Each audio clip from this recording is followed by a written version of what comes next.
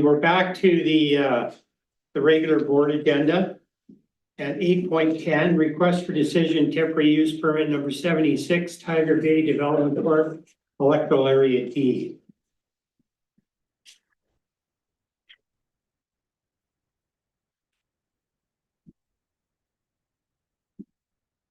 We did have a discussion on this yesterday.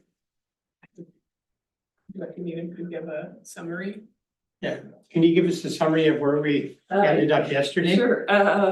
So yesterday, the temporary use permit was presented. I believe a motion was made to approve the permit and it was seconded. And then there was discussion that perhaps some conditions might be added, but that's sort of where it was left. Staff have worked to come up with a couple of conditions that could be added to the permit itself in order to perhaps make it a bit more palatable to the board. One was to add a new condition 5 that would say film productions held on the site are required to post a sign at the front entry indicating the duration of the production and any key dates when there may be excessive noise or disruption. The sign should also include a contact name and phone number. And additionally, after section 10, a new section 11 could be added to the permit, which could state that this permit may be varied as set out in the SLRD's temporary use permit policy. If the terms of this permit are not complied with, the SLRD may choose to take legal action to restrain a property owner from carrying on the temporary use until the conditions of the permit are complied with. So because of the board's concerns about basically dealing with problems with the permit and also notifying the community, it was felt that perhaps signage and this additional clause might help to alleviate some of the board's concerns. And that would be sort of specific to this TUP. In addition, I believe that there is consideration of creating a film permitting process, which could add further levels of criteria in the future for some of these film productions. Very good. Any questions, comments? Yeah. Thanks for the report through the chair. Is there any, for obvious reasons, you don't want to have people coming by and checking it out? You don't have any sense what signage like this would mean for how many people or organizations are going to do business in this area? I don't, through the chair, I don't have a good grasp on that. However, there is a large gate to gated entry to this project. And so I think that would be a very good place where they could have signs. And I think most people in the community know that there's been ongoing film production in the area. So it really won't be news to anybody at the Britannia Beach area. And that really is the target audience for these notifications. So yeah, I think, you know, a sign at the entrance where the gate is would be a reasonable approach. And generally speaking, the general public is not going to be stopping in at that gate. But the locals will know that that's a place they can get information. I've got Armand, Chris, and then Tony. Thank you. Yeah, I'm happy with these suggestions. I think that's, you know, a step in the right direction. I think just further to the comments on the gate access and so on, I think that you know, it's a pretty secure site with that one pinch point of the gate that's always manned every time that I've been past and there's a film crew. So I don't think that this feels like a reasonable way to provide some security or transparency to the community. So I think just my So my question is, how do we integrate that? Will someone need to consider an amendment to that original motion to include this language? I know we were just sort of left in an interesting place procedurally. Thank you through the chair. Because the original motion was seconded, that's on the table, what the board could do is that they could make a motion to amend the original motion by adding wording as to such what Director Needham had mentioned, with the TUP as presented being revised to address the board's feedback regarding community considerations and outlining the notice requirements or noise concerns, nuisance concerns, and then a general acknowledgement by the applicant that compliance with all SLRD regulatory bylaws is expected, and outlining generally what the consequences may be if the permit terms are not complied with. Okay. Do we have wording of that could be circulated? I'd just like to take a look at. I appreciate that presentation or that the suggestions. If there was something that could be emailed, I'd love to just have a look at it as we did with the rest of the permit. But I'm happy with this direction generally. That's it for me. Thank you. Okay, Chris? Yeah, thanks. We talked yesterday and today about, we're working towards a film permit, which will more holistically deal with some of these concerns. Is there a way to, or maybe it's just automatic, but to write this permit such that when the film permit sort of is ready, that it takes effect even for this group and they're not sort of grandfathered under this temporary use permit, don't have to bother with the new permit the film permit when it's enabled? Quite good. Yeah, through the chair, I think we could, through the language saying that this permit has to comply with all current SLRD bylaws. Might cover that. Bylaws, policies, and permitting, something like that. Okay, thank you. I personally, I think that would be wise. The other piece, and just in the interim, I sort of understood from the discussion yesterday that the concern in the community wasn't that they didn't know filming was happening. It was that on this particular night, there's going to be late night gunshots or whatever. And it's sort of sounding like the sign may not address that. So I'm just wondering, and maybe Director Rainbow can sort of speak more about his community knowledge, but is the sign proposal actually going to address the issue we seem to have concerns about yesterday? Tony? Yeah, thank you. I actually made a note, no sign. That is sort of a passive response to a concern. I think I'm looking for a more active one, where there's a commitment from anybody that is going to be filming there, and a commitment that would have to be supported by the landowner, that there'll be communication directly with the Britannia Beach Community Association. And that's the group that can effectively communicate with the residents. I want to say that the community in general is supportive about filming. This is not, there wasn't any sort of feeling in there that we shouldn't have filming, that it should be banned or anything like that. They're supportive. And indeed, there are a number of people in Britannia that work in the film industry. So the whole thing for me is that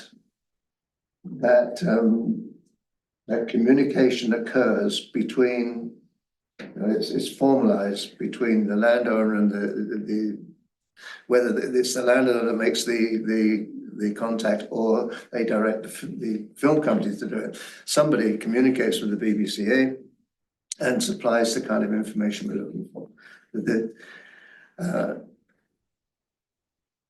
Having said that, I've got to be careful what I say now. I know the BBCA has been active from their point of view in approaching the landowner and filmmakers. So there's something that's already happening that we can build on.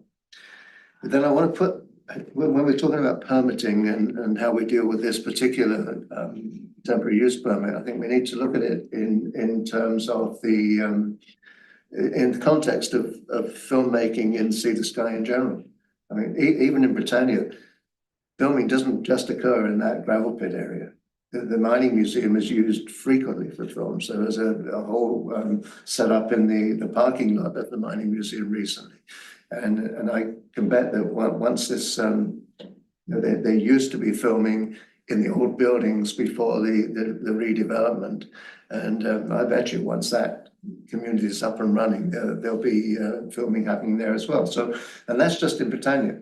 There's filming in Furry Creek. There's plenty of opportunity to really sort of help grow and increase that industry in the Sea to Sky, which would be very beneficial. It's an economic driver. So when we're looking at this temporary use permit, we should be thinking in larger, looking at a more global sort of view of what we can do with filming. In regional terms. Yeah. Right, so. Thank you through the chair to Director Crompton's comments, just in conversation with a film production producer who has been supporting in consultation with the BC Film Commission, BC Creative BC. Their preference is the community association contact and not the sign. And they said that actually in many times limits the amount of complaints they get on during film production day, and signs sometimes aren't seen as publicly. So it would be a good suggestion. Right. No, You're quit, you're like, yeah, but I'll look on your face. You're Done in agreement. Are you surprised? I think you're saying that communication with the community association is positive. Yes, it's Oh, positive. okay. And in response to Director Crompton asking it, has there been any conversation with film industry Yeah, about okay. this? Yeah. And that was just received in the last few minutes.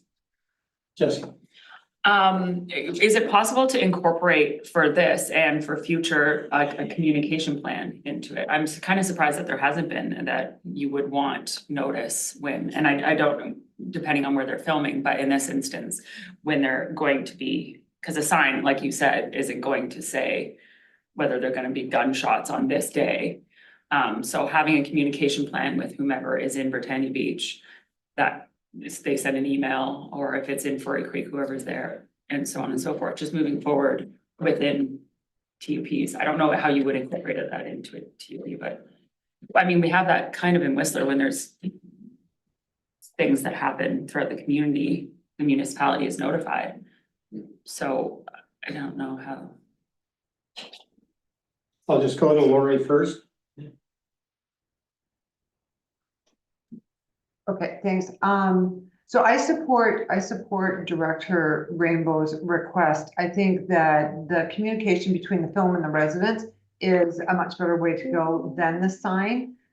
So my question is though, I would think that noise bylaws overrule all ongoings with film companies, but and I understand the communication, because especially if they're firing shots, I mean, that's, we all know what it's like around Halloween as well, right? With animals and that kind of thing. So to give that notification to the residents is just a good idea all the way around. But is there any special allowances when film crews come in for noise or recreation or cars or parking or anything that supersedes our own bylaws? Or our bylaws, do they set the precedents and that's it? You want to answer that, Kim? Yeah, sure. Our noise bylaw, sort of all our noise bylaws, I should say, we have 4 of them. They stand on their own. People can get exemptions at times from the noise bylaw. There are some properties that have special zoning to allow them,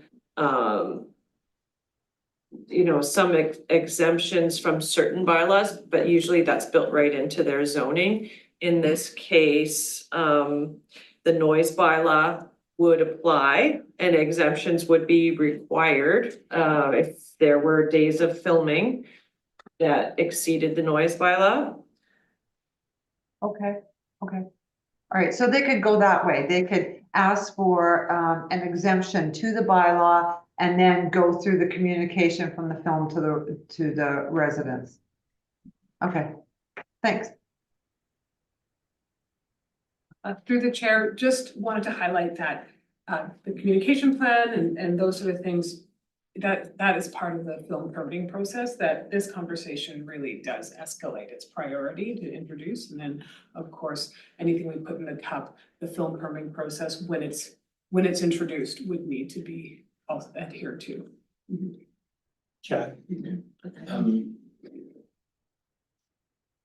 We have a motion on the table, All right. do we? To amend that. And the amendments have not been moved?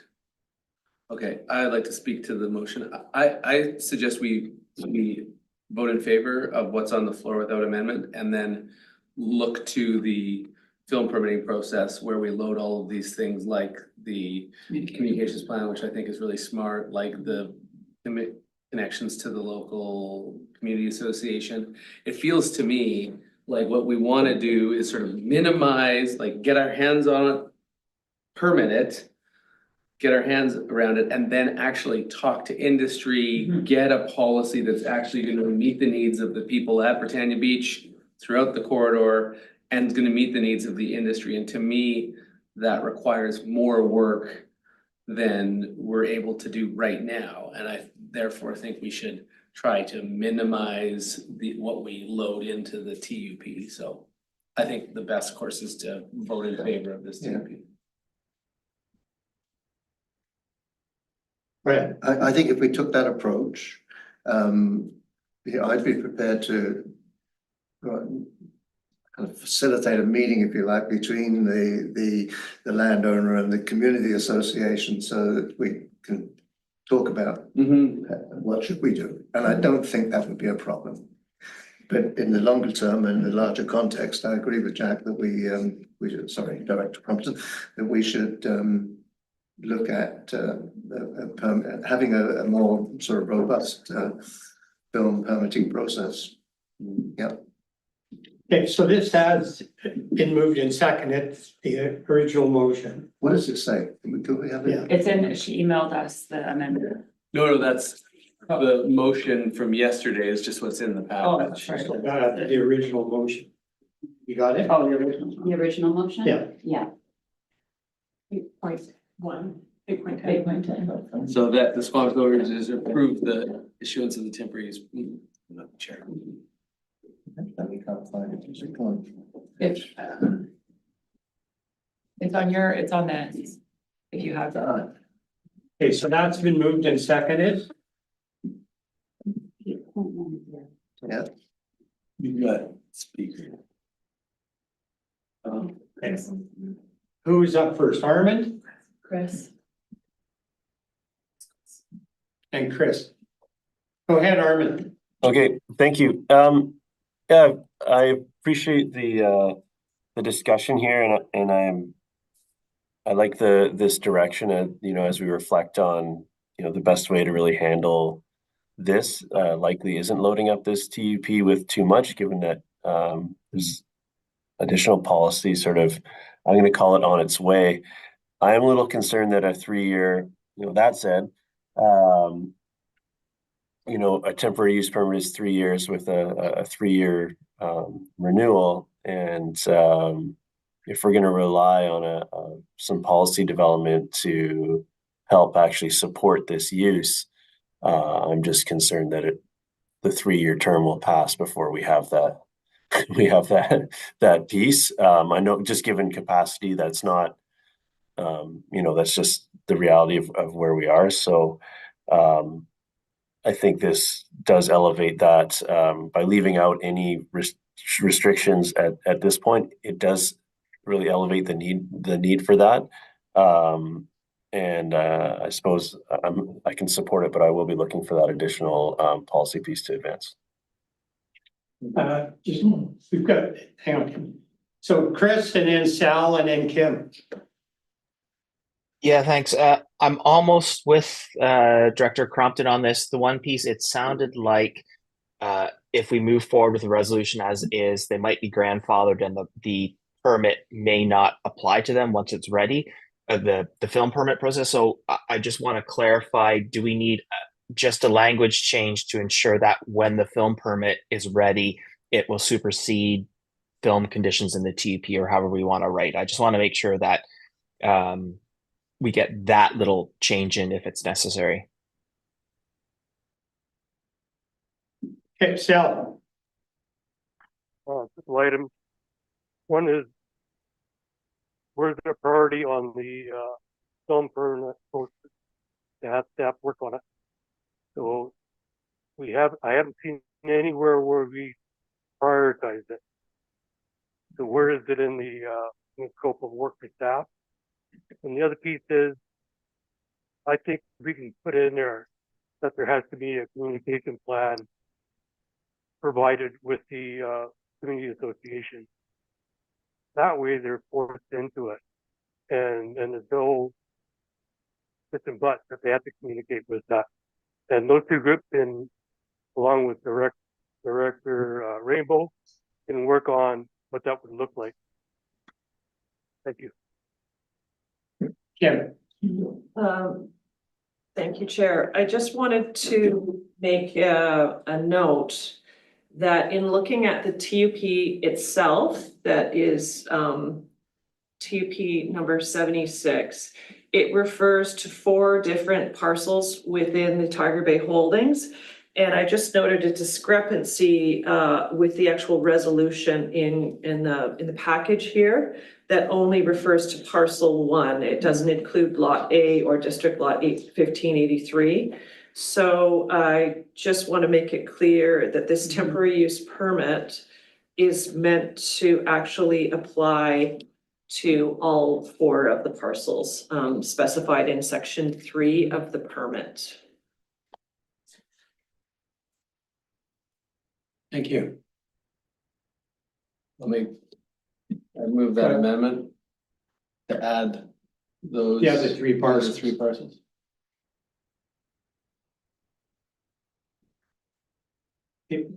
Seconded? Yeah. Mike? Thanks. Yeah, I kind of agree with Jack's direction. We don't want to load too much in the TP, but I also hear Armand's concern that it's going to take a while. So I'm trying to, as the mover, I'm happy to add to it or amend that. We give permission and that a communication plan is developed between the film production company and the community association. Let's leave it at that.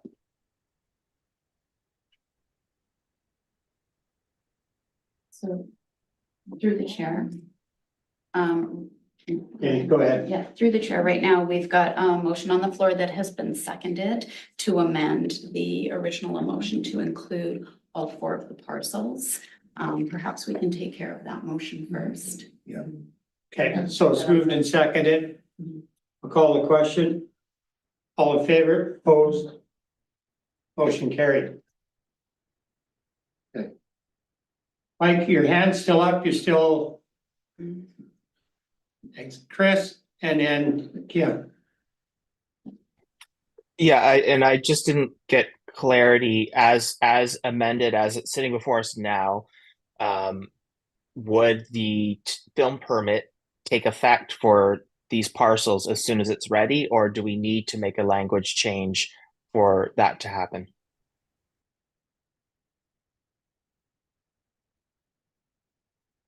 Through the chair, I believe you'd probably want to tweak the language to say that I think there's a clause that speaks to that this must address all SLRD bylaws. And I think we would want to add, let's see.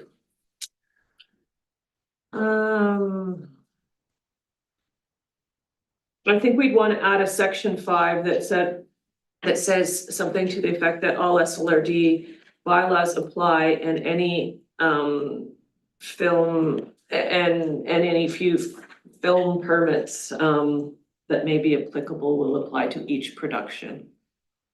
Something like that. Can I move that staff make a corresponding adjustment? I'm a bit hesitant to wordsmith right here, but is that the best way to? So can you read out where we're at now with the amendments and, because I think we've actually had 2 amendments, correct?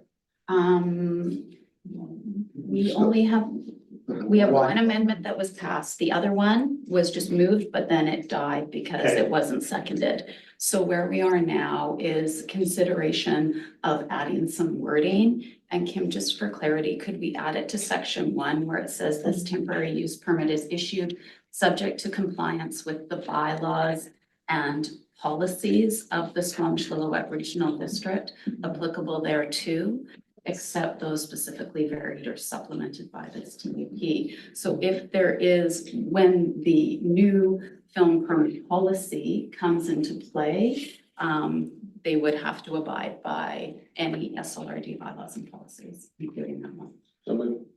Second. Moved and seconded. Okay.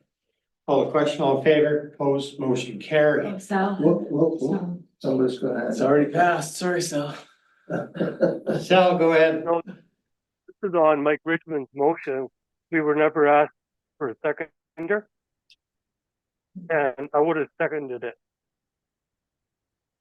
So that's on the communication plan. But that would include what you suggested. Kim, go ahead. Yeah, I'll just add, the suggestion about the communication plan being between the production company and the Britannia Beach Community Association takes the SLRD out of it. And so I think we have to be cautious about having conditions in our permitting process that we have no involvement in. Just put that out there. Go ahead. I was thinking that moving forward, this could be something implemented in all aspects throughout the SLRD, wherever they're filming. There would be a communication plan piece. And so they would notify, if they're up here, they would have to notify permanent or anywhere within the SLRD. So it would be a broad. Jack. I'm comforted by Director Rainbow's confidence that he can get the parties talking, and I do think communications plans, all of this kind of stuff will be best prepared in conversation with Ministry of Creative BC, our planning staff. I think that we want to have a robust document, and there's going to be a conversation, and if there isn't, Director Rainbow can come back to us and say he needs help with it, but at this point, I prefer just to vote on the final resolution. Sal, go ahead, and then we'll move this along. I don't agree with that. Director Herpert said, you know, this is going to be a 3-year term and I could end up being 6. And it's the communication that previous filming did was, I'm not sure it was really there. So this puts it, if we put something in there, whether it's the SLRD or not, I heard that in Whistler, the municipality gets notice that they can share. If it has to be with the SLRD, I'm fine with that. But I think we need to have something in there. So go back to Mike's motion then to implement a communication plan in the. Without the amendments. Well, if they're making an amendment, they can make an amendment. Yeah, add they can that. vote on it. There's a motion on board, should I? There's not an motion. I would urge the communication plan be part of the film permitting process, and the CAO is aware of this conversation escalating a priority in the queue. That makes sense. Okay, let's call the question on the original motion then. Yeah, so with that one amendment, Yeah. pass the amendment, can we? Okay. Okay, so moved and seconded. Call the question, all in favor? Opposed, motion carried. So who did we have opposed? So some has gone. I don't see any. Directors Pettingill and Hopful, I thought. Sorry, were you I opposed? approved. I was in approval. Us a break between. He's a late voter. I think you have to go slower when you're on. Cause the hands are Yeah. too slow going down. Technology. Was anybody opposed? I was just wondering, what was the motion that we're approving? The original, The original motion. amended to add, Original amended a motion. And what are the amendments? Second amendment, I think is what he missed. So Go through ahead, the yeah. chair, there were two amendments to the original motion. The first amendment was to include all 4 parcels into the TUP. The second amendment was to add to section 1 to include the word policies so that they would have to abide by all regulatory bylaws and policies, which would include future policies of the SLRD. There you go. And those amendments were carried. My vote is against these. Well, I think he missed what you said, Heather, about the communication plan being a discussion you would have later. I think he heard it. You heard, oh, okay. Okay. Yeah. So said no. Director So Demaire is Sal's saying he's opposed. opposed. he's opposed, Yeah. so we can go on to the next. Yeah. Yeah. Okay, 8.11. Request for decision, Mount Currie Commercial Development Permit number 262, Lillooet Main Street Development Resolution of Support. Want to speak to this, Claire? Sure, thank you. My name is Claire Dew. I'm a senior planner here at the Squamish-Lillooet Regional District. I will give a really brief overview of the request for decision report regarding the Mount Currie Commercial Development Permit for the Lillooet Main Street Development, and the recommendation is for a resolution of support. So development permit number 262 adheres to the electoral area city zoning bylaw requirements, as well as the form, character, landscaping, lighting, solid waste, active transportation, transit connection objectives. As such, staff recommend issuance of the development permit. Development permit area 1 being the Mount Currie commercial. These permits are issued by resolution of the board as the proposed development exceeds 500 meters squared. And also just to note that this site has been previously granted zoning and OCP amendment by the SLRD board. So just briefly, the site development includes extensive landscaping, a children's play area, a community garden, active transportation and transit connections, accessible walkways, furnishings, a secure covered bike storage, surface parking. The design, the application states that the design seeks to create an attractive and useful community-based development through extensive public landscaped areas, active ground floor uses. And it also seeks to enhance the pedestrian connectivity to the adjacent Tazil Learning and Lillooet Cultural Center and provide linkages to the Friendship Trail and BC Transit System. I wanted to highlight 2 aspects regarding the zoning and the development permit, that the accessory building height is within the 4-meter requirements under the zoning, except for the bicycle storage shelter, which will have a maximum height of 5 meters. And this has been set out through development permit number 262. So that's a variance that to the zoning that's provided under the development permit.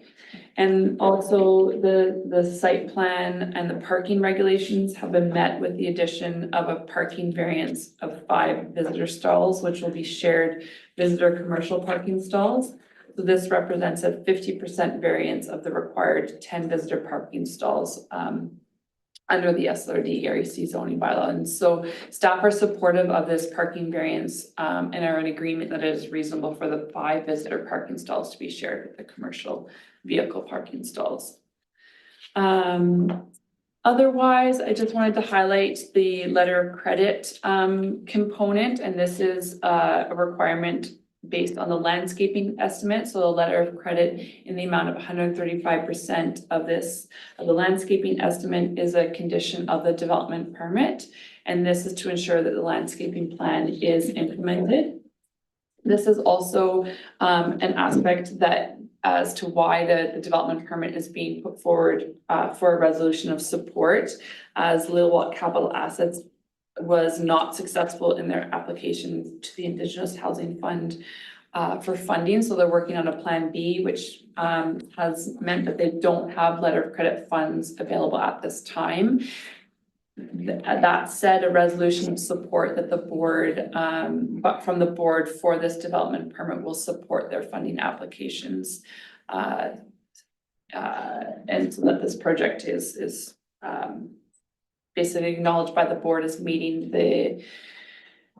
the requirements of the zoning and intention of the development permit area. And that once the letter of credit funds are available, that the SLRD staff will bring it back to the board for consideration of issuance. And I'll leave it there and happy to answer any questions. Any questions, Jesse? This is an exciting development. It would be great to see that space used. It's just sit with empty buildings for a long time.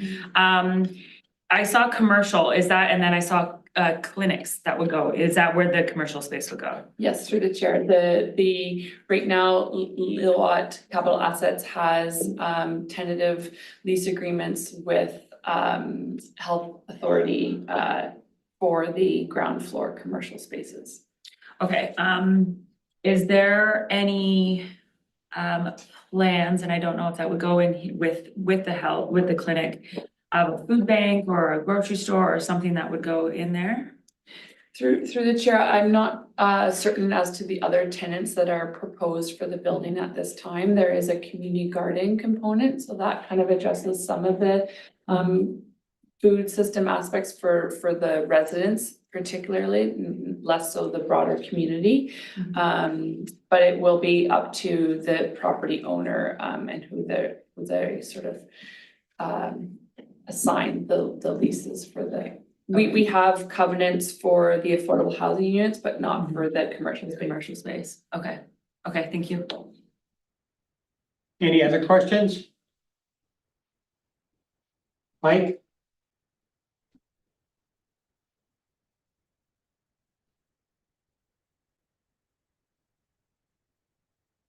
You're muted, Mike. Sorry, if there's no more questions, I was ready to go comments. Is that all right? Go right ahead. Yeah, just excited to support this application. I think it's going to fill some big needs for housing and the services below. It's a huge win. So happy to support it and would like to make the motion as laid out in the package. Okay, moved and seconded. Call the question. All in favor? Opposed? Motion carried. Good. 8.12, request for decision, BC Sustainable Energy Associate Cool Climate Leadership Training Program proposal and sponsorship request. Claire. Thank you. My name is Claire Dew. I'm a senior planner here at the Squamish-Lillooet Regional District. I can give a brief overview of the request for decision staff report pertaining to the BC Sustainable Energy Associate Coolit proposal and sponsorship request. So the SRD received a sponsorship request from the BC Sustainable Energy Association to operate in classes in the SLRD, which would be school districts 48 and 74 for the 2024 and 25 school year. The proposal states that sponsoring these classes in the SRD will help to engage local youth in sustainability actions and increase their awareness of climate change and provide opportunities to learn and engage with the regional district's response. Noting that other than financial support, which could come from the local government climate action program funding, SRD staff time associated with implementation of this program would be minimal, as BC SEA works directly with the schools and teachers, and also highlighting that engagement with communities and specifically children and youth supports the SLRD Regional Growth Strategy Goal 11 to take action on climate and the associated strategic directions. The staff report provides a bit of an analysis of the SLRD Goal 11 as well as the LGCAP funding, and staff can confirm that this would meet the funding requirements specific to community climate planning and related investments. And we have the SLRD received over $200,000 in LGCAP funding from the province for the years 2024, 25, 26, and 27 to support local climate initiatives. And we have also remaining funds in reserve, still to be spent by March 2025. And staff can also confirm that this program will not take away from other anticipated SLD projects that would potentially utilize this LGCAP funding. The staff report sort of suggests a potential breakdown as to what class sponsorship could look like in the SLRD for school district 48 and 74. This is just kind of for information purposes for the board to kind of see how that could look at a regional level, acknowledging that District of Squamish is already has the program underway at an elementary level. And there is different levels of sponsorship. So this is this level of sponsorship would be approximately $9,600 for those, how many classes? I think there's 10 classes here. But yeah, oh, sorry, it's up to 15 classes. So I'm happy to take any questions, and I will just say with the breakdown of the schools and also classes that we'll probably have to be a little bit open to where the schools are at and what their capacities are to take on this program. But this would kind of is just sort of for information purposes to see how it could be spread across the region. Thank you. Any questions for Claire? Mike, you still got your hand up?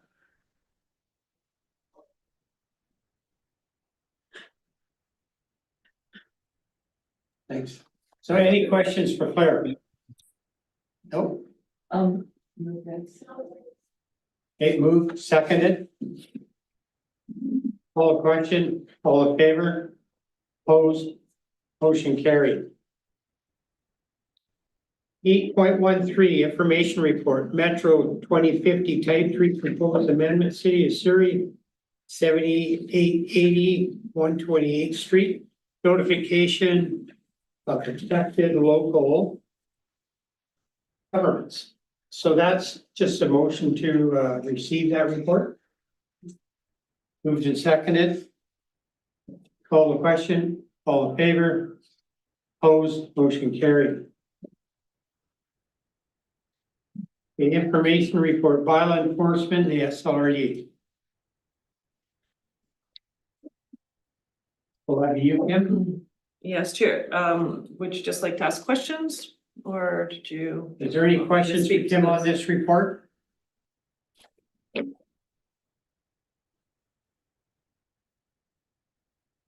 Not seeing any. Moved, seconded. Call the question, all in favor? Opposed, motion carried.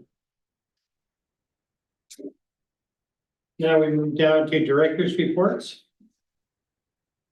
Chair's verbal report. It's the only thing that I've got offhand is just with the incident that we had in Area C with Pool Creek and Place Creek. Just want to thank staff and the contractor. All the mitigation work has been done. The lake has gone down, I would say, close to 2 feet. So it's gone down, yeah, quite a lot. The fish are coming back into Pool Creek out of the Birkenhead, so that all worked out. So the timing was just right. So anyways, I just want to pass that along. Thanks staff for their tremendous work on that because it was really important. There was a lot of people being affected, so. And in that, so could I get a mover and seconded just for that? And let's take a 5-minute break. So we'll recess for 5 minutes.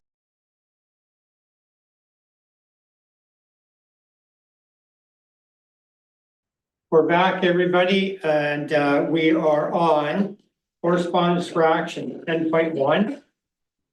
Request for letter of support, forestry, work safe BC, forestry support. Does anybody have any comments on this particular issue? No. Yes, I do. Yes, Al, go ahead. We had a discussion earlier, like, I know I'm not part of the, area A is not part of the, regional growth strategy regarding, climate change and stuff like that. In 2023, the wildfires in BC and in Canada really contributed a lot to the GHG numbers. And I was at the emergency preparedness section at UBCM, and I'm not sure if anybody else was at that section. But I talked to Minister Ralston, Ministry of Forest, and about what the Forest Enhancement Society of BC is doing. And what they're doing is they're moving into tree thinning in the wildland urban interface area. If you look at our community wildfire plans that we've got now, they have that polygon for the wildlife urban interface area around, in our area, at least all 6 communities. And what the program does and what they're actually doing up in Williams Lake is they have a cogen plant there, electric power, that can produce 66 megawatts of power.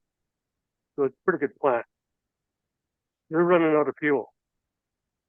And what they're doing with the tree thinning program is they're going in mechanically and taking out trees that are merchantable, taking them to the mill. They're taking other dead wood that could be produced for chips or pellets. And then they're cleaning up all the rest of it. And that gets hogged and goes to that energy plant, where they're not burning anything on the ground anymore, causing the GHG emissions. And it's all controlled, had precipitators, it's got everything. I remember when it first opened up, I was working in the mill, and that plant got rid of 5 beehive litters in Williams Lake.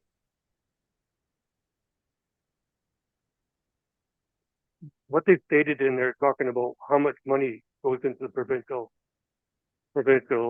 program is enormous. But I would like the SLRD to write a letter of support, but include that piece about tree thinning and wildland urban interface area. That has huge advantages. Number one, the forest floor gets cleaned up, it's thinned out. The helicopters now, if there's a wildfire, can actually see where they're going to drop their retardant or water. The firefighters can get in there and fight it a lot easier, rather than having to cut everything out to even get into what they need to do. The First Nations, the land is ready now. It'll produce berry crops for their food sustenance, and then it's time to do cultural burning. This would be safe to do. So I'm in support of this, and I'll make a motion to write a letter, but to include that more funding needs to go to Forest Enhancement Society, BC, and to do tree training programs in the wildland urban interface areas, which can be up to kilometers. And when I was talking to Bruce Wilson, I mentioned, you know, because that second was about preparedness, sit and prepare. And it was over $1 billion in 2023 to fight those fires. This year is the second most amount of fuel burnt, and the costs are going to be also the second most in BC history.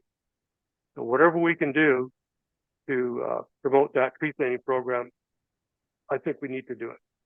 Thank you. Okay, John and then Lori. Thanks, Chair. I'll second Director Demers' motion, and when you're ready to call the question, I'll speak to the motion. Okay, Lori. Thanks. So I also support this ask, and, you know, I find with our forestry, the way it is right now, and I read this letter that says, I don't see a future in my industry in BC. That really saddens me because I think there's a lot that still needs to be done. And one of those things is post wildfire season. You know, I would like to see portable mills, and I feel like they should be encouraged after a fire to mill this burnt wood. It's one of BC's greatest resources. It's still good wood, but as it stands now, it will just die. And you know, the more I drive throughout BC and I see all these post-fire standing wood that will eventually just die, and in a very short time, there's only a couple of years span that this wood has, it will die, it will fall over and become just added fuel to our forest floor. So I think the province needs to support initiatives like this, and maybe they can, you know, get in there and reduce stumpage fees. I've actually spoken to forestry about this too, as well as BC Wildfire and other certain entities. So, you know, I think there's still a lot to be done here, and I think there's still a lot of work that can be done here. So I definitely support this ask. Thanks. Thank you. Okay, anything? No, I support it too. Okay. I'll call a question, and John, you want to make a comment? Yes, thanks, Chair. Just wanted to point out that Squamish is a regional forestry center, mainly because it has access to waterfront. So many logs that are harvested within the region are brought to Squamish, processed, put into the water, and then moved on to wherever they're going from Squamish. So forestry is a significant contributor to our economy. And there are many people in our community who will be thankful that this letter is being written and sent. Thank you. Okay, so moved and seconded to call the question. All in favor? Opposed? Motion carried. 10.2, Permanent District Chamber of Commerce Advocacy.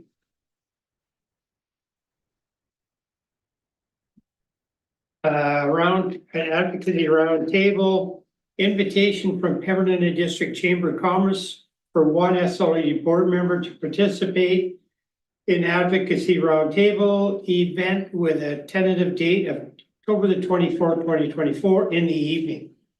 Do you have anything to add to this, Mike? Nothing to add. I'll be going. So it'd be great to have you there. Okay, very good. Yeah, I would definitely like to participate in this. So. Okay. So you have a motion? Yeah, motion to, I guess, have myself as the board representative. And Mayor Mike will be there too. He's there as the mayor of Pemberton, isn't he? Pardon me? We just need a motion for you. Yes, yeah. Okay. So I'll move Okay. Seconded. Okay, thank you. Moved and seconded, call the question, all in favor, opposed, motion carried. 10.3, request for letter of support, Laura Donovan, suicide prevention support for Indigenous children. Laura Donovan requests a letter of support to be sent to the Minister of Education, the Honorable Raksha Singh, to help improve suicide prevention support for Indigenous children. I'd like to speak to this. Yes, go ahead.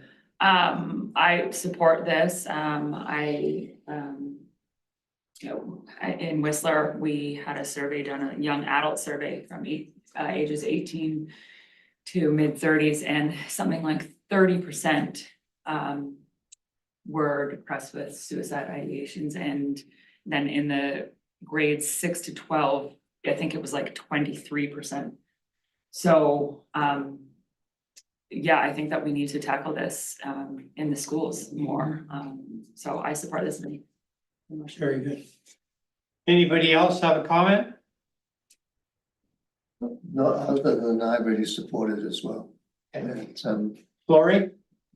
Yeah, I just have a question about number 2. The Ministry of Education performs an audit of the suicide prevention support provided to Felicity and their family. Does that cross any HIPAA lines or anything? Just for clarification.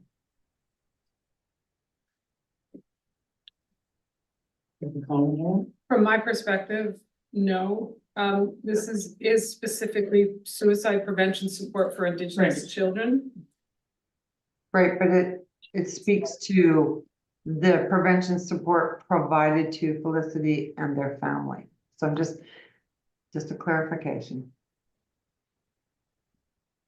From the actual motion, how I read it, is that it will be specific to the overall ask and not the individual incident. Okay, good, thanks. Okay, moved and seconded. I'll call the question. All in favor? Opposed, motion carried. 10.4, Resort Municipality of Whistler Regional Context Statement. RMOW requests from the SLRD Board consideration of the continued acceptance of RMOW RCS.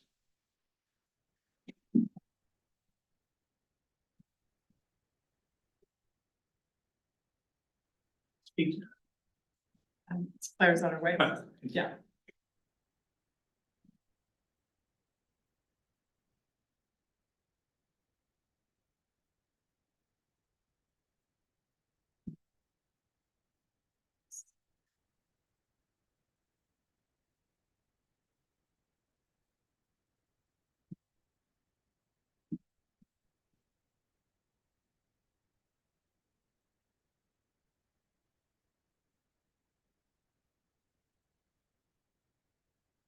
We're just waiting for full air and she's here. Hi, my name is Claire Doom. I'm a senior planner at the Squamish-Lillooet Regional District. I believe we are on 10.4 correspondence for actions. Yes. So just staff context here. The letter from the Resort Municipality of Whistler regarding their regional context statement. I can confirm that staff have reviewed the letter and no change is being proposed to the regional context statement. They're required to resubmit as per the Local Government Act every 5 years. There's been no change to the regional context statement, so staff are comfortable with the board supporting acceptance, receiving. Right. you'll receive. Okay. Seconded. Don't have to do something. You don't have to, we can just receive it. Okay, moved and seconded. Call the question. All in favor? Opposed? Motion carried. 11, a decision on additional late business. Late business, we don't have any of that, but the late business 12 is 12.1. Correspondence for action, request for funding, Shalath First Nation, Seton Portage Flood Hazard Mitigation Project. Is anybody gonna speak to this or, yeah, Vivian's, I do have communication from Vivian. yeah, And she is in support of it. It has been in conversation. The plan is to use Area B PILT if CWF can't be used. okay, It's likely CWF can't be used. can be used, Can't. can't, okay, so then that's the question I had, the funds would come from the PIL, okay. I'll move. Okay, moved and seconded. Call the question, all in favor, opposed, motion carried. Director's notice of motion, none? Okay, No. So now we will recess for the committee of the whole, which we're doing. And